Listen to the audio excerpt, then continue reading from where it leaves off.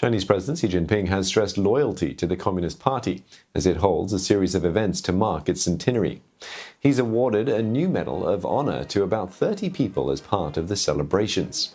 The July 1st medal is being given out for the first time for outstanding contributions to the party. China's Communist Party has almost 92 million members. That's just over 6% of the country's population. 群众之所想，急群众之所急，解群众之所难，密切联系群众，坚定依靠群众，一心一意为老百姓造福。以为民造福的实际行动，诠释共产党人“我将无我，不负人民”的崇高情怀。For more, Hui Qing from the Hong Kong Ximing Institute joins us. Firstly, the honorees at today's medal ceremony include a party official from Xinjiang praised for his work against religious extremism. It's a strong message from the Communist Party. Yes, no matter how do we comment on the measures imposed on Xinjiang nowadays, in comparison with the former president of the PRC, namely Jiang Zemin and Hu Jintao, Xi Jinping, during the very early years of his terms, had put pretty much effort on the region, I mean Xinjiang. And well, of course, at this moment, the social stability of Xinjiang and the national security concerns over there might be improved to a certain extent.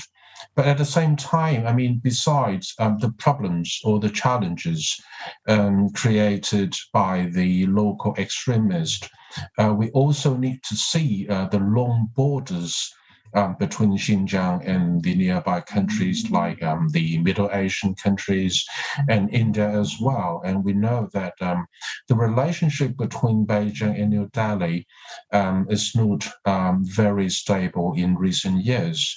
While the United States Armed Forces and their allies are going to retreat from Afghanistan prior to 9/11 this year. So if you're going to ask me whether Xi Jinping and his administration would pay less attention to Xinjiang itself in the coming few years, the answer could be negative. Hui Qing, President Xi Jinping has stressed that loyalty to the party is most important. He's put a huge premium on that. What are his biggest challenges in the years ahead?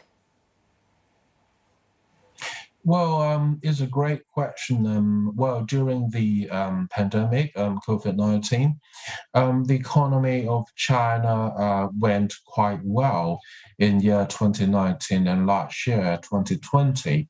And export growth and direct investment for foreign countries or economies grow quite well.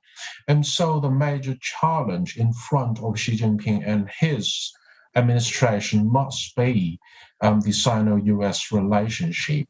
Although Donald Trump had already left the White House, but very clearly we could see that President Joe Biden could effectively motivate his allies in the West and in the East as well, and so as to form new alliance and try to deal with those so-called Chinese issues, economically, politically, diplomatically, or even in the field of military and security concern.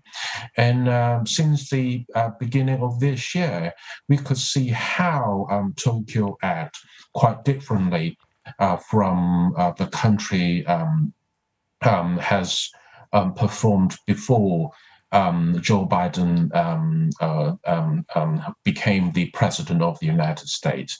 And we know that Japan is one of the major economies in the region and one of the most important neighboring countries of China. So Xi Jinping and his men are now facing huge challenge from the United States and its allies all over the world.